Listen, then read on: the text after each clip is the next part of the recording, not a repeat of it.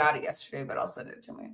Good morning, everybody. We're live. Good morning. 3 announcements this morning. Tonight, we have our Zoom call. Our guest is Dr. Salcedo, who is a OBGYN who practices metabolic. How do you want to say this, Dr. Nelson?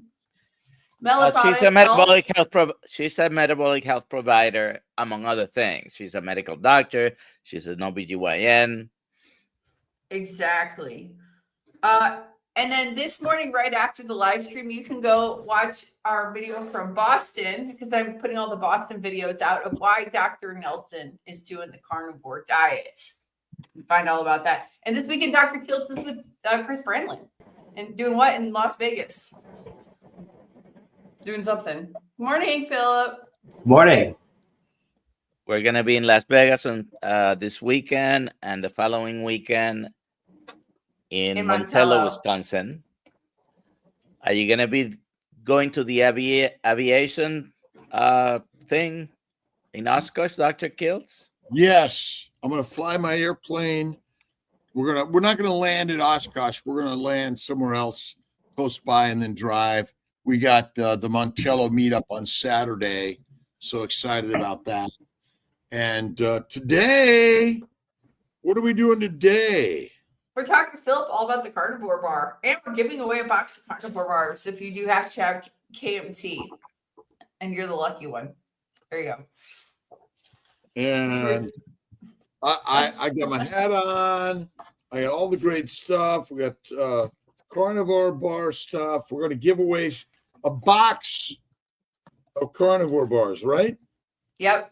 An entire box. Now, I'm on day 9 of no food. I got another week to go. So this ain't happening today. All right? Sorry about that, my brothers and sisters. I'm doing but you takeawayed it today. Or 15. What's that? When did you start? When did you start, Dr. Kiltz? My last meal was a Saturday a week ago at 6 p.m. Okay. All right. So Sunday, Monday, Tuesday, Wednesday, Thursday, Friday, Saturday, Sunday. Today's day 9. 6 p.m. today, I complete 9 days of no food. Is that your longest so far? Yes. 7 previously was my longest. Dr. Nelson's is 10. And I feel amazing. Now, I probably will break my fast with the Carnivore Bar. What do you think? I've heard that goes really well. It's really easy to digest because it's basically that pulverized dried meat. So with the tallow, it's all mixed together. It's not too hard to absorb. I'm going to break it with the Carnivore Bar and a ribeye. There you go. Nice. I mean, sure, you're the doc. I'm sure you know better than I, but like too much fat, too much lean, you can go too far either way. And breaking a fast, you just want to be, listen to your body. Yeah, last time I listened to my body, I had ice cream. Oh, not that. Okay, don't listen to that voice. So Dr. Kiltz, I got 2 bodies. One on the right, one on the left. They're the do this, don't do this, do this, don't do this. So today is day number 5 for me. I started, last meal was Wednesday. All right. Nice. Dr. Nelson's kicking it. Rock on. That's great.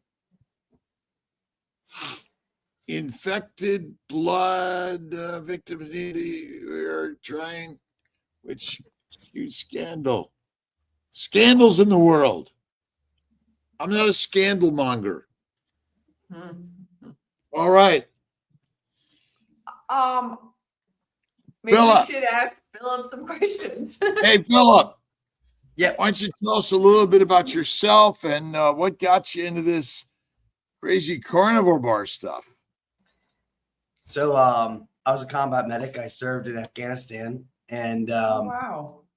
I got terribly ill. I got terribly sick overseas. I can speculate endlessly of why it got me sick, but pretty sure it had something to do with the prophylactic they set me up with, doxycycline, for malaria. So malaria is endemic to the region, kills lots and lots of soldiers. It's a scary thing throughout time and history we've had to face. But the prophylactics have been, hit and miss. We've tried a bunch of different things. And this time they tried Doxy, broad spectrum antibiotic, kind of wipes everything out.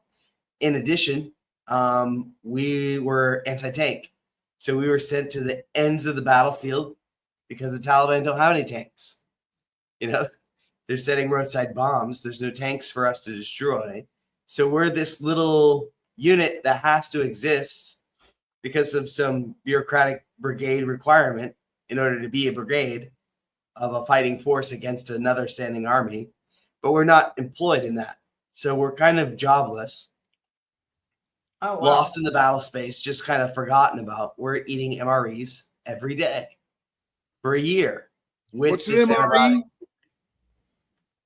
What's an MRE? Meals? An MRE is a government solution to meal that is ready to eat.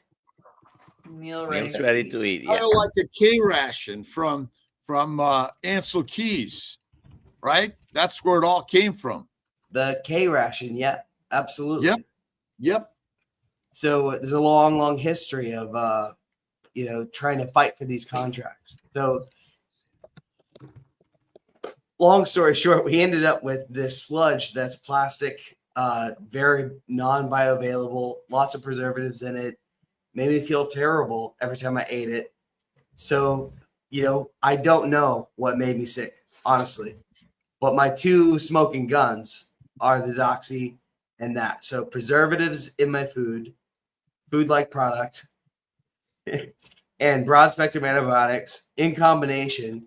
I can't imagine I had much of a microbiome, and I can't imagine I was absorbing hardly anything. Can I ask you a quick question, Philip? Sorry. Yep. What do they say is the products of that the food they gave you? Was it a high animal fat diet or mostly a plant product with low fat? I don't think it was. I think it was probably moderate fat, but the fats were all seed oils. Well, then it's oil, not fat. It's plant products, not animal products, which I think is important. Plant products versus animal products. Oils, what we call fats from animals, from plants, are not the same. They're different, in my opinion. Yeah, definitely agree. Speaking to the choir here. So basically, they are maximizing for shelf stability and nutrition by spreadsheet. So the government is concerned whether or not a mineral or a vitamin can be measured and then be placed on a spreadsheet and then be said to have been given to the soldiers. And so it's kind of like someone's checking up their homework, but not like anyone's checking on the actual soldiers. So, it's a completely bureaucratic way of looking at achieving an objective. It doesn't matter if the soldier is absorbing the material or doing well or, kicking butt on the battlefield. It just matters that, this sheet said that I gave them this thing. And so check. I can check that off and I can show my work. It's like, the human body is vastly complicated. And so sometimes the best solutions don't have easily, checkable or showable proof that you did this thing. So one of the reasons I created the Carnivore Bar is to basically correct the situation that was given to me. Like you were saying, Dr. Kiltz, the animal fat, you're kind of alluding to what my solution was, is I think not having enough animal fat was the key malady. Yeah, ultimately, the simplicity of our story that you're talking about. See, I would rather get doxycycline than not, by the way, because the microbes, if you look at the killers of the world, they're microbes. We'll call them parasites, bacteria, yeast, viruses, and other microbial organisms, including the ones that bite me, that I can't see them, but they cause inflammation. And they often like the what's the tick down in Texas or Lyme disease. Long start tick. Long star tick. Do you think it infects you with bacteria, yeast, or viruses? You better believe it does. And so my bet is all our sicknesses are from microbes. Antibiotics, antifungal, antiviral will help reduce the risk of these diseases killing you. But everything has some side effects, I believe. And but when you say in general a low-fat diet is deadly for us? It depends, but I definitely think seed oils are a terrible replacement. Well, but think about it when we say seed oils. Aren't those modern productions? Because you will never get any significant oil from a plant.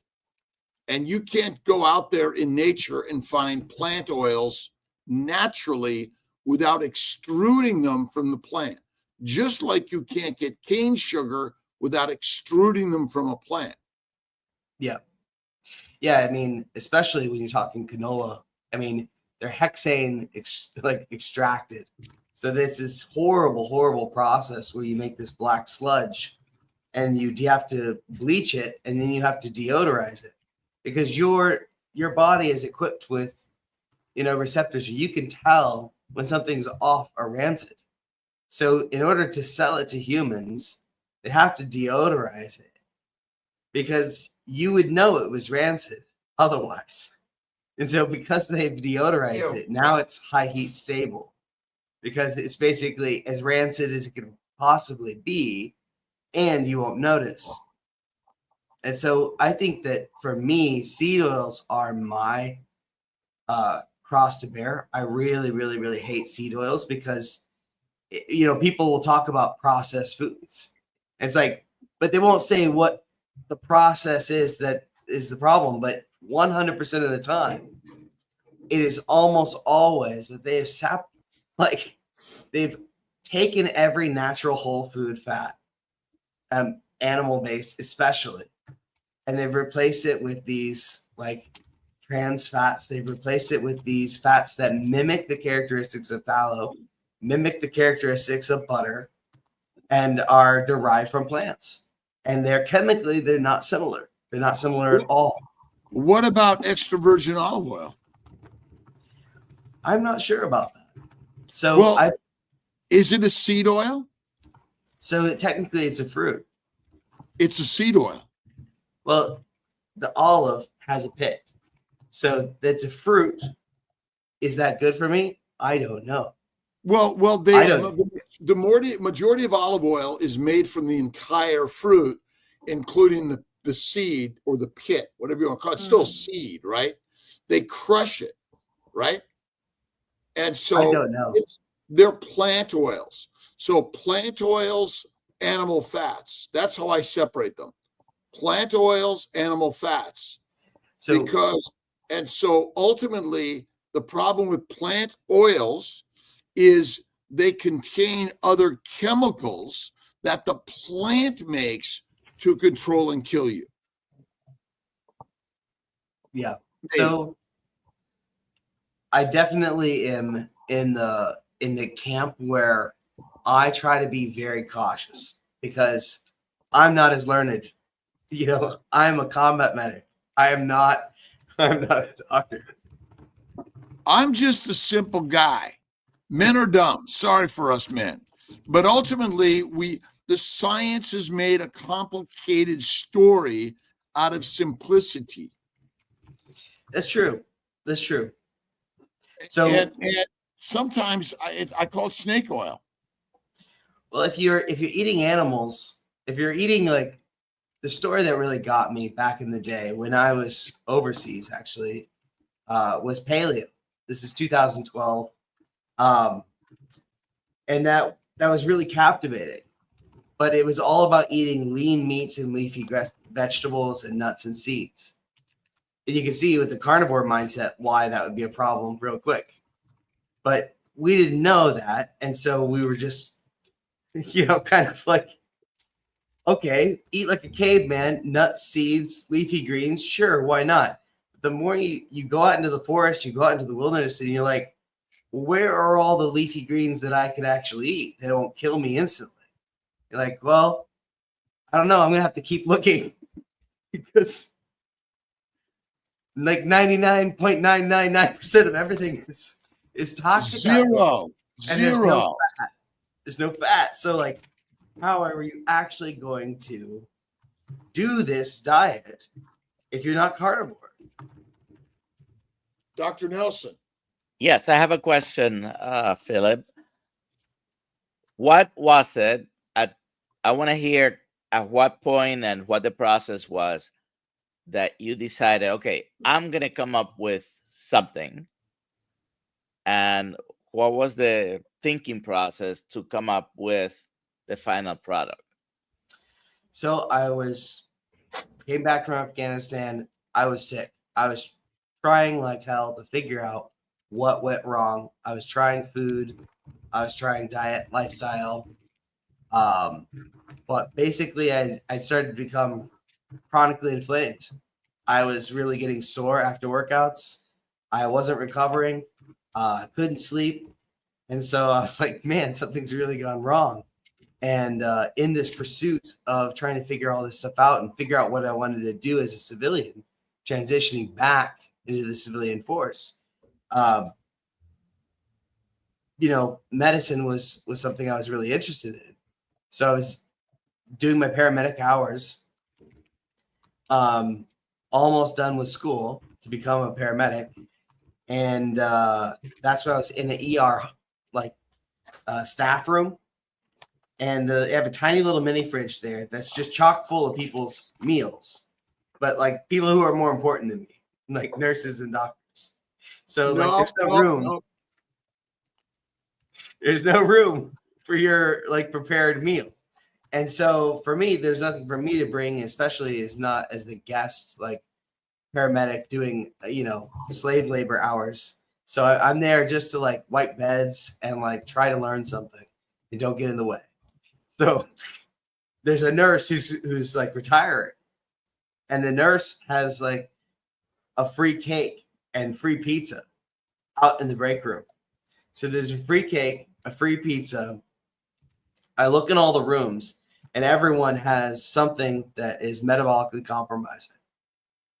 Everyone has a metabolic condition or a derivative of, or dementia or alcoholism, or they're all just second order, third order effects of metabolism. And then I look at the staff, and they're all starting to gain more and more weight, and they're all starting to be metabolically compromised.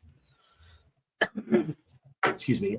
So I look at all this situation, the lay of the land of everyone in the rooms and everyone out of the rooms are suffering from the same problem. And here I am hungry. It's the middle of the night, 2 in the morning in the ER.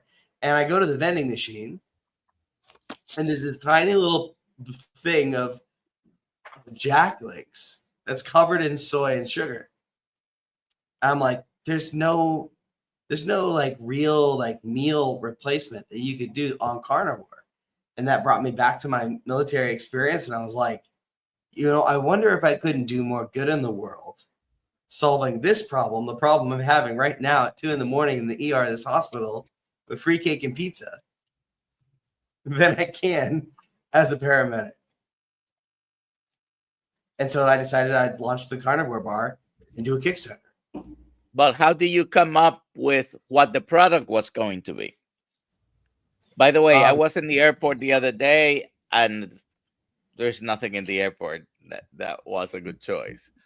But once you said, okay, I'm going to come up with something, how did you land on basically what seems to be pemmican, right?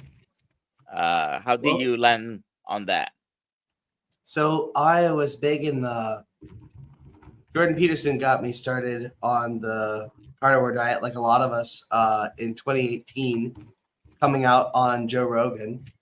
And there's this big push of carnivores joining because he talked about Michaela's story on on the podcast, and it was this big, like, amazing revelatory thing that he was like, I have no idea how this all happened, but it's helped me. It's helped my daughter. It's amazing. Everyone should try it. And so we tried it.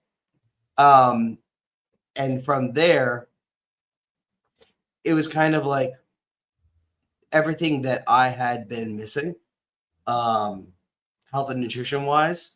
You know, I dropped the leafy greens. I dropped the nuts and seeds. I dropped the seasonal vegetables, fruits, kombucha, all the things that are like sort of healthy, that they are marketed as healthy, but like as we carnivores know, like often can derail you. When I remove those, it just lights open for me. But I immediately started invited to trips.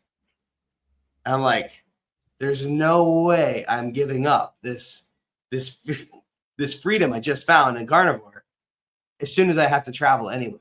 There's absolutely no way. So I looked up ways to make it shelf stable, and I've actually heard about pemmican since I was a kid.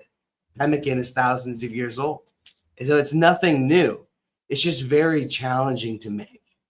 You know, it is an ancient food. This is rawhide. This is what they would have made it in, and so I didn't have to spend hardly any amount of time on the making of, because I knew exactly what I should make. It's what our ancestors have eaten for thousands of years. If we're going true paleo, carnivore, you know, the fat they would have actually had would have been animal fat. Then this is travel grease by definition. That's what pemmican means. It means travel grease. Oh, wow. And so Means this is travel grease. And it's like, that's what I need. I need the high fat to be shelf stable. And it just takes the tremendous amount of work. Excuse me again. But You ever notice that fat never molds or rarely molds? well, I mean, I have seen it mold. In general, fat, butter on the counter doesn't mold. Well, it's all depending on moisture, and it depends on like the convection of the air. But in general, animal fat is antimicrobial. It certainly delays it. It certainly delays it. Right. When I say the word never, meaning you're not going to leave things out for a month and then eat it. But unlike plant products, remember, plants are mostly sugars, and sugars are highly they're great foods for bacteria and yeast. But fat is not. Fat is Right. antimicrobial. That's the whole point. The best mold medium, for example, is white bread. It's like, you know, Except we've all seen Dr. that. Nelson, show your bread. Show the bread. How long has it been sitting there? Going on 7 months, not a bit of mold. Really? What's worse? All That it preservatives. molds or that there's Well, no part of mold? that- preservatives.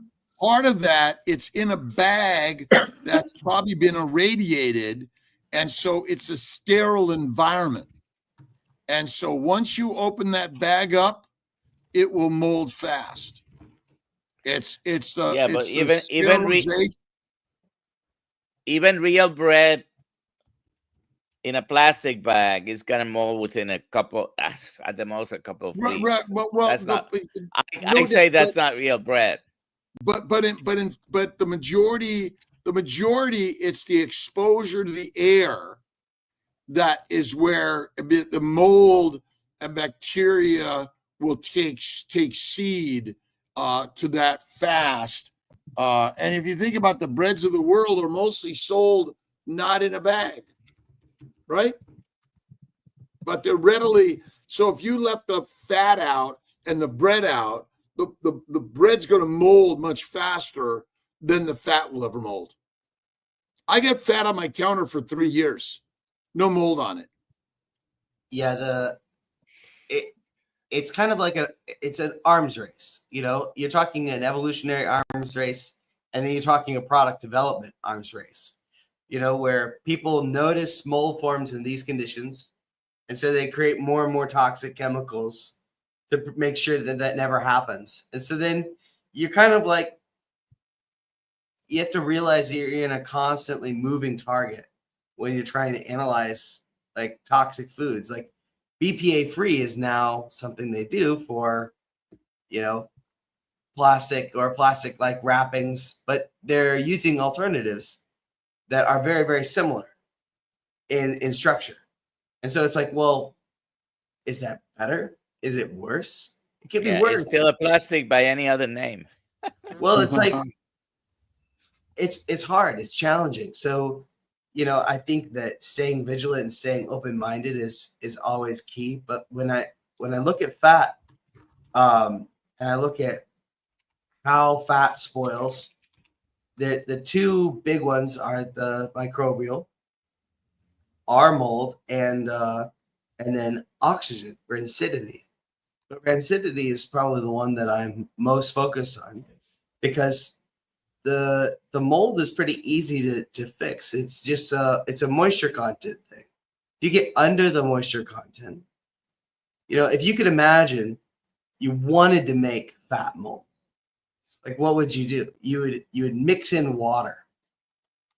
You'd mix in water and whip it up and then break up the surface. You know, so you'd increase the surface area. Then you'd probably want to get it warm, but not so warm that it cooks off the more mold. You'd want to get it like yogurt warm, you know, and that's when fermentation can happen. You want to get it body heat temp. But yogurt contains sugars.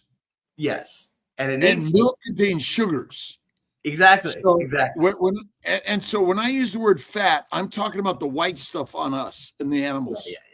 That's not, you know, most people don't. If you look at like lardo is like let for like months or longer to dry age. And if you think about many of the meats that are dry aged in a cave, it's the fat, which kind of keeps the mold and the bacteria at bay, keeps them down, right? And that I think is the part that maybe we haven't really thought about in all of this. Because what's the percentage of fat in your bar? So it's by calories, it's 80%. So I went with the How about PKB. by weight? By weight, grams. It's about 50%. Okay. Which is probably the best way to measure this, in my opinion. I want to know the gram, the pound weight, ounces, something like that. But I like that. 50% of the volume is fat. And that's What's ancestral. the estimated shelf life? So we've done estimates before. We estimate that it will be like 25 years. So pemmican is legendarily shelf stable. The key is keeping oxygen and moisture out. So, you know, if you can have microbial threat if you're over a certain water activity. Water activity is the bioavailability of water to the microbes. So there's water content, but like the water content is different from like the water vapor that is coming off of the food. So like water, it is perfectly water. And it has vapor coming off of it at all times, in even trace amounts. And so that water is like 0.99 is water availability. And you can change that availability with like salt and different things like that. The more tonicity you add to it, the less bioavailable you can make water to even just plain water. So the vacuum of space water activity is 0.00. We typically aim for 0.03 is a microbial threshold for mold. Anything under 0.03 or no, 0.3, excuse me, is going to inhibit mold growth. Anything below 0.6 is listeria or bacteria is going to inhibit any kind of bacterial growth. And like 0.85 is like the USDA standard. So like there are these different gradations. We want to get under 0.3 for us. for our shelf stability. And then the other issue is the metallized film. Like, this is a really big part of the technology. I showed you the rawhide before.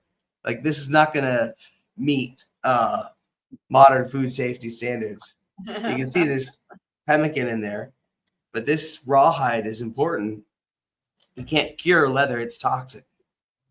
So you have raw leather, and then what they would do is they would pack it with tallow, sacrificial tallow.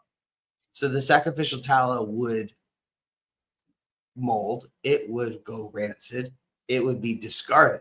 So they would break the container, pull out that sacrificial strip, and then the pemmican would not be oxidized. So it is effectively, before refrigeration, you have an airtight seal that's oxygen proof.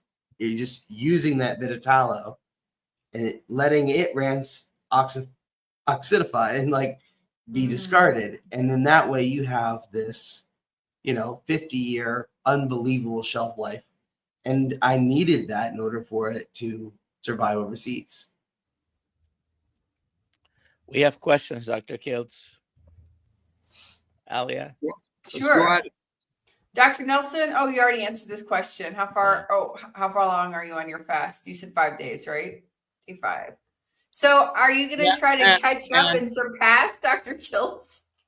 And Kiltz is now day 9 of a 14, 15-day fast inspired by Dr. Nelson, who's done 10, and everyone and anyone can fast.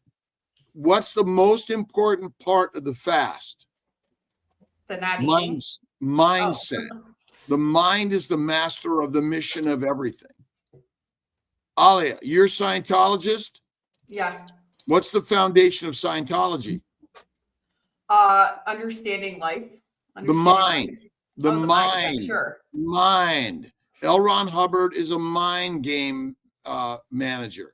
It's the mind is the mission. As you think, so shall it be. I am fasting for 14 days. I am doing these things. I am creating the Carnivore Bar. I am healing humanity, right? That's the master part of the story. And don't forget to wear your hat or your shirt. Nice. Next one, Dr. Nelson. Slip up in. Hi, Dr. Kiltz and panel. I know someone's whose dog is unwell right now. I think he's fed just regular dog food. Should he eat raw or cooked meat to get him back to good health? Philip, do you have an animal-based product yet? No, I don't. But I do feed my dog raw dog food, and we basically just put it in a little container and thaw the next day at a time. Our dog does great on a carnivore-based diet. Well, are dogs and cats ancient lions and wolves? I think so. And if you feed a lion and a wolf plants, what do they become? Sick. Domesticated dogs and cats. How do you domesticate a human being? I think the same way. Feed them plants. Plants are essentially addictive, poisonous foods for humanity. We figured out how to feed them bread and beer. And, how many people, this bud's for you. Are we not brainwashed? Yes. I saw this great little piece by a researcher, biologist, who said that we didn't domesticate wheat. Wheat domesticated us. Well, that is actually the truth. We are the prey, and the plants are the predators. They're live organisms. We think, they're dumb. Really? We're the dumb ones. Plants, like a spider, it's dumb, right? Or snake, an alligator, right?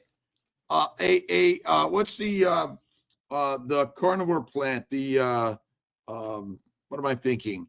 It's the pitcher flytrap. Yeah, right. But there are many other plants that also consume other organisms that are not a plant.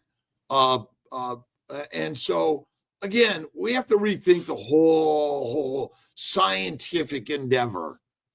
So regarding food for dogs and cats, I've asked actually a veterinarian this question, and I've looked into, because we've had dogs and cats in my house. There are two things I have noticed throughout the years. I've had animals in my house for many years, and growing up, probably most of you have. When they go out of the house and come back, do they ever bring anything back to you? And most of the time, yeah, they can bring things, and usually they're animals. I'm still looking for the dog that goes out and comes back with a bunch of broccoli in their mouth. And the veterinarian scientists have determined that for some reason the foods that you buy, they must have a certain amount of vegetables in it. If you look at all dog food and cat food has a certain amount of vegetables. What is that based on? I don't know, because I used to have a cat that used to bring birds to the door. So the Seventh-day Adventist Church owns the largest grain and food products, mostly cereals. Purina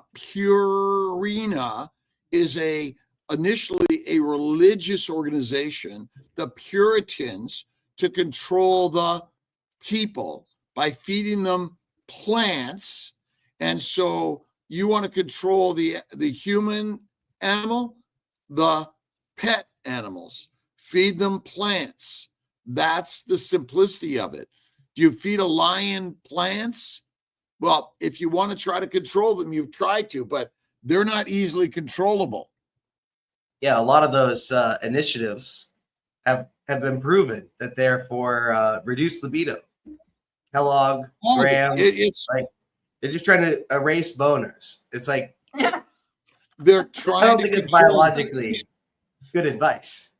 Right. So the pharaohs realized to control the masses so they can have the slaves, soldiers, peasants, and prisoners. That's what we're here for. And that's why the massive marketing of Coca-Cola, Pepsi, fast food, MREs, and you need your fiber. It's to make you effed up. And when you're bringing, what's that? Oh, go ahead. Go ahead, Dr. Gales. What is that tattoo, Philip? This is Feu. It means that cattle is wealth. Oh, there you go. It was in sheep, goats, lamb, cattle, not iguanas, Rick. So this is a parfleche. It is Native American, yes. Well, and ultimately, our initial ancient way was as hunters and migrators. We migrated with the herds. We got more out of that. I'm reading *Sapiens* by Harari. Essentially, we probably massively reduced the number of animals. We found that we could eat some plants if we properly ground them, fermented them, cooked them, soaked them, things like that. But it led to a lot more people, a lot more crowding, a lot more disease. And then we have to have our fiefdoms, our kingdoms, in order to fight for control. Here we are. Now we can go to the moon and Mars. Wow. Go ahead, Alia. Next question is Kimberly. Does pasta rice contain plastic since it's perfectly shaped and in a bag or box and can sit on a shelf for years and still be perfect looking and not go bad? I think it's more the zero water, right? The zero water in it is zero water, and there's also no fat and no protein. So it's it's very non-nutritive. It contains crushed seeds, correct? It depends on how if they do the brand or not. Basically rice noodles, wheat noodles, potato noodles, those are crushed seeds that they make a noodle out of, which contains the cells of the seed, which do contain some proteins, fats, and sugars. And so they contain all of those things in some amount, but the majority of it essentially are starches, which are long chain carbon particles that break down to. I guess I was just sugar. Yeah, sugar. I mean, but I was thinking the rice more than the pasta. Sorry. But pasta is made out of rice, potatoes, and wheat, and other plant, generally seeds. Potato and rice are interesting because of the long chain starch compounds. They're weird. Well, but essentially a wheat seed and a rice seed are both seeds. Yeah. And they both contain the sugars, which the same with potatoes. So ultimately they break down to mostly sugars. That's what you're getting at. It's mostly sugar. There are small amounts of fat and proteins in all of them, because every cell of every organism contains some fats and some proteins. You can't get away from some small amounts, but you're right. So their dryness and what you're saying about I'm assuming in the pemmican, which your product is essentially a pemmican, is it not? No, proudly so. That's the inspiration. Yes, right? Yes, it is. Is that what you said? Yes, pemmican. And so it contains the muscle meat and the fat, correct? Yeah, but one of the things that we have to do, for example, and why I'm so focused on it, is that we have to isolate it first. So we have to get just the lean meat by itself all the way dry. And we have to get just the fat by itself all the way rendered before we can mix it together. So we have to know the water activity and the moisture content of both components individually, because it's that really allows you to dial in shelf stability. And then when we mix it very, very carefully. And so that we are sealing in all of that hard work. It takes like a week and a half to make a carnivore bar. So, Oh, wow. So is pemmican made from rendered fat or raw fat? Rendered. So if you just cut up or dried the raw fat and the raw muscle meat, lean muscle meat, could you render that? I mean, without cooking it. So I'm assuming the muscle meat, is it cooked? Effectively, the rendering is dry. It's dehydrated. Right. Do you cook? So, but you cook the fat. It's dehydrated. Effectively, yeah. It's rendered. Rendering is heating it up. Yes, it is. And do you render the muscle meat, or just dehydrate it? So it is effectively cooked. Our process is effectively cooked. Got it. Yeah, I just I'm not. You wouldn't be able to mix it otherwise, Dr. Kiltz. Yeah. Well, you could, but it's a different product. It would be dog food only. It would be so, because you can take fatty meat and dry age it and or dehydrate it, and what's the stability of that? Almost zero. Fat does not dry very well. You couldn't mix it up though. Yeah, so the mixing is crucial because what little moisture I can't get out. So of the tallow, the beef helps to stabilize. So the Native Americans found this out thousands of years ago, and it's a perfect way to package it, because if you just crank the heat up to oblivion, burn away all the nutrition of the fat to get every last drop of water out of it, then basically you've kind of undone like all the work of it. So if you can keep it low, get it melted, but not destroy all the nutrition, then when you mix it with the meat, which is very, very dry, then it kind of balances out and gets that water activity under 0.3, which is what I'm aiming for. Right. So when you cook something, you glycate it, you damage it, you oxidize it. Yeah. So what you want to do is, and that's where, well, I guess I'm asking the question about dehydration versus, is it kind of a little bit similar? Because in generally for dehydrators, they're not room temperature, are they? No.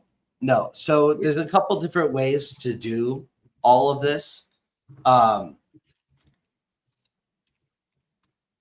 So some of it is part of our trade secret that we share our recipe 100%. So we don't share all of our process, but I do want to talk about the science openly and forthrightly.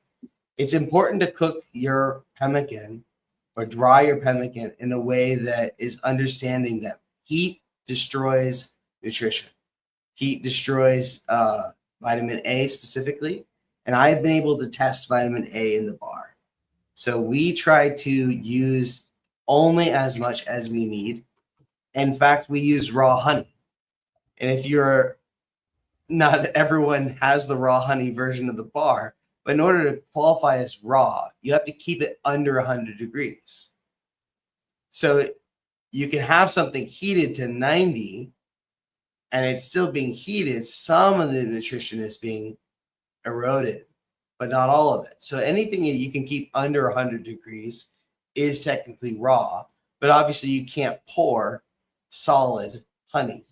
So, you have some of these like real world limitations where you have to take some compromises. You can't mix together solid fat, not well. So in the same way, like you want to use a minimally heated process so you maximize that nutrition. Because that's the goal for me, is not only that shelf stability, but I can't compromise if I wanted to make it over to the battlefield. But I can't compromise the nutrition or bioavailability, which is the other component of the MRE getting me hurt, is I wasn't getting fed. And it made me very, very sick and very, very anxious, to the point I never want to go back to that.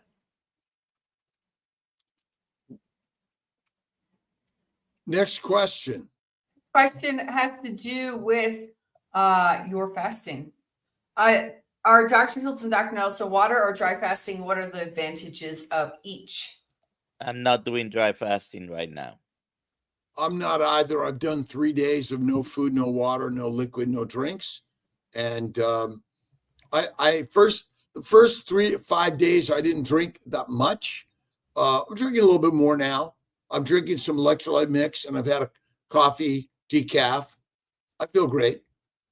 And you're doing like long walks I do my 4-mile walks a day, my weights, my 100 push-ups, and every single day my energy is great. I take my 1 or 2 naps a day, like usual. And what's the fuel for my body? It's my adipose tissue. Adipose tissue and fat turns out to be the only fuel for the mitochondria. We do not burn sugar ever. Wrong. Okay, Maureen asks, if we make homemade pemmican without special packaging or rawhide, how long can it stay without going bad? It really depends on how well you got it dry. And also what kind of fat you're using. If you're using suet, you have a fair chance of making decent pemmican.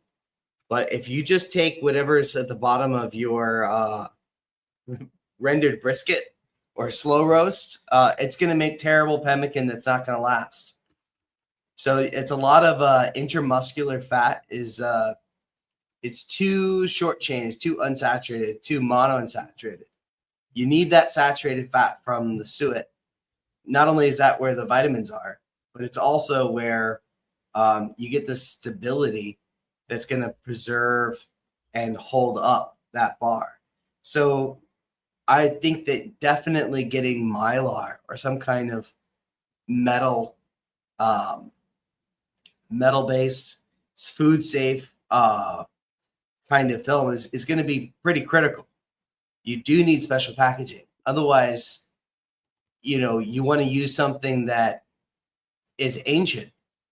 To give you a good example of how if you don't want to go rawhide, but maybe you want to go 17th century colonial, what they would do is they would take a pot, like a ceramic pot, and they would fill it up with their meat product, and they would do exactly the same thing that the Native Americans do.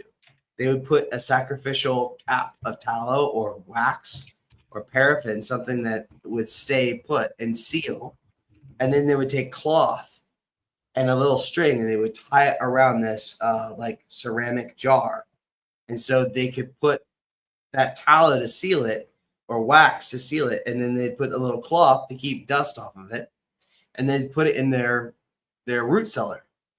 So keep it cool, keep it dry, keep it sealed away from oxygen.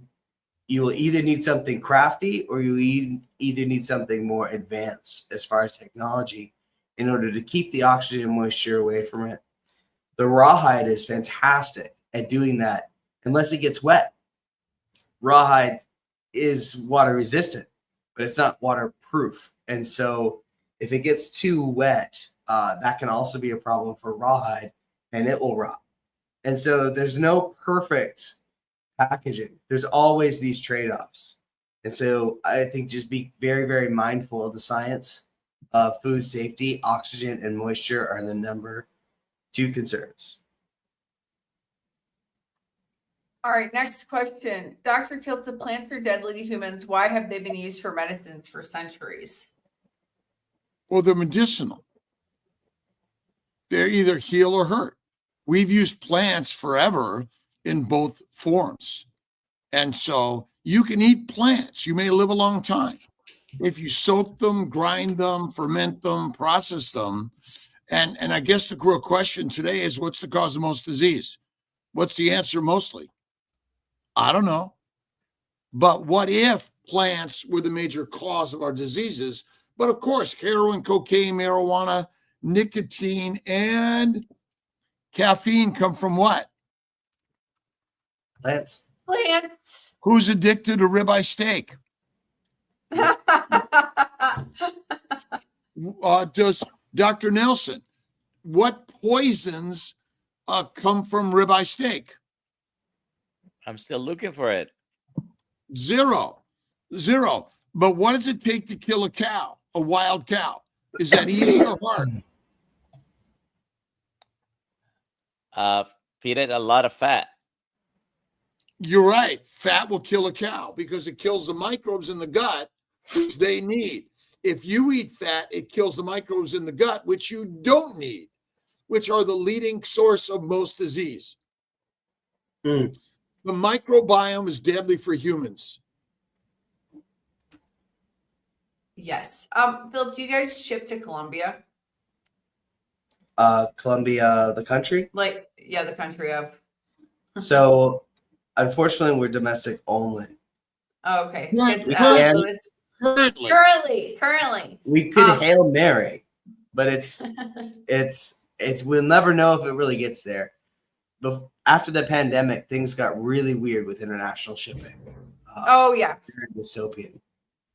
I mean, you can send them on FedEx for like $100, but Louis, next time I go to the States, I will get some from Philip at his booth at Hack Your Health. You'll be at Hack Your Health, right? Absolutely. I'll have some. And I will bring some back for you. Okay. Next question. Christopher Ovard, if a cat is carnivore, chews on wood, what does it need? And I said in the chat, deparasiting. If they're chewing on wood or fiber, they need deparasiting. That's what my understanding. A cat. Probably because they've been eating plants and they're neurotic and they're screwed up. It's just like human beings that eat. Keep going. I'm right back. All right, here we go. Next question. Philip, how many times did you have to change your recipe for improvement, if any? So at one level, I've never changed it. It's 50% dried meat by weight and 50% rendered tallow. So that part's never changed. But like the iterations, thousands of times. So I've made many bars that I have not sold that just didn't work out. Either too hot. What's your best selling? What's your best selling? My best selling is probably still the original salted for our hardcore carnivores, and then the honey salted with 7 grams of carbs for the animal-based community. So I succumbed to the peer pressure of the community that asked for a little bit of honey, and so I do that. But I kept it from as least plant-based as I possibly could with the honey. And try to stay as ancestral as possible. But well, can you eat a whole bar like you would eat, for example, a Snickers bar? As far as I couldn't. I had a carnivore bar, by the way, opened for almost a year in a bag. I would take small pieces of it and eat it, and it was still good. Almost a year later, and it was open. It was out, exposed to the air and all that, but I couldn't eat a whole bar in one sitting. A carnivore bar. It depends on how fills me up too much. It depends on how sensitive you are. My kids 6 and 8 downed all the. I bought the box of carnivore bars from you at the meat stock. And my kids ate them in like 3 days. So kids are in an interesting stage because they need the fat and they need the protein, not just for energy. Because if you have plenty of energy, your body's like, I don't need any more of this. But like if you're a growing kid, that is where you really get the powerful cravings. Growing kids or athletes, young people, like can just wolf down a carnivore bar because they need it not only for that energy. All human beings, all human beings. I don't care size, shape, age, weight, gender, politics, religion, are all athletes. Okay? Let's not separate human beings, because if you did not get up and go hunt, you're dead. What is the most important thing for all human beings to eat? I think probably fat. Fat. No, fat is always it. And actually, the very best fat to eat technically is raw animal fat. I would agree. Because raw animal fat contains all the minerals, the vitamins, and the building block for your body. So I think our emphasis should be human being, fatty meat. I agree. That is it. That's why the carnivore bar is critical for all humans. Not, again, every human being is technically an athlete. If you can't get up and get out of your bed or your armchair, you're fertilizer. And the carnivore bar contains minerals, vitamins, the fat your body needs. You said 50% fat by weight. That's what you want to eat, in my opinion. No, I totally agree. And that's what Dr. Nelson was saying with it's satiating. And the thing that I couldn't make Afghanistan any less miserable as far as the mission goes, but I could be not hungry. That's what I think. That's the problem I think I could solve. It's like, if you give your body what it really needs, you won't be hungry. You'll be satiated. What's in the fajita mix? The fajita mix, actually, I got one of the cards right here. It's grass-finished beef, grass-finished tallow, Redmond real salt, chili, paprika, onion, garlic, cumin, and cayenne. It's not for everybody. If you are It's- sensitive to spices, Look we're not here to say, oh my God, you can only eat meat. Truly, you can eat many things. We drive cars, fly planes, walk across busy streets. We live with human beings. Those are kind of deadly and dangerous things to do. yeah. So I have, Especially the last one. yes. I will Spouses. sometimes drink a martini, a French fry, and ice cream. And I don't lose sleep over it. And I never cheat. I treat. You treat. So I will try the fajita mix, although garlic ain't so good on me since I realized how it affected me. But each person needs to find their place in all of this. So Yeah. let's just wrap it up, Alia, Dr. Nelson. Oh wow, it's already an hour. Okay, let's just answer this last question. Is there a supplement that I could include in my diet? I have intestinal blockages, bariatric surgeries that I've reversed, resection, etc. Anyway, Dr. Nelson, this is for you. Vitamin G, Gratitude. gratitude, attitude, faith in God, look in the mirror, there she, he, it is, and eat carnivore bars every day. Are you wrapping them up in the MREs? Get this in the MREs. That's what I would do.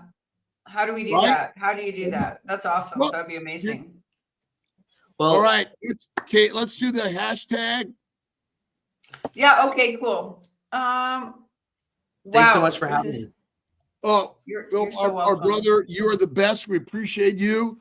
Where do people find carnivore bars? There is a CarnivoreBar.com. link. And we There's have a our link. link is in the description, so you can get your own. What's the code? Carnivore What's the bar. code? The Kilts discount code.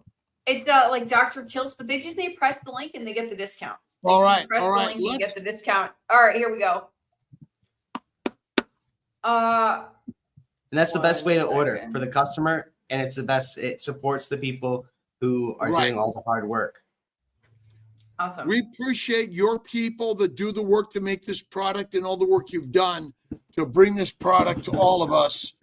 From time to time, I will eat a cookie, cake, or ice cream, but most of the time, it's a carnivore bar. Congratulations, Natalie Johnson. You just won a box of carnivore bars. Email me and I will get that shipped to you. Alia@drkilts.com. All right. Sorry for cutting off on my Instagram. Thank you, everyone. You guys are the best. Good. We'll see. Where's our next meeting? We got Orlando. We got San Diego. All these places. And again, thank you for all the work. And everyone, thank you for showing up. You're keeping me to have something to do every day. You've got a lot to do. Okay, everybody.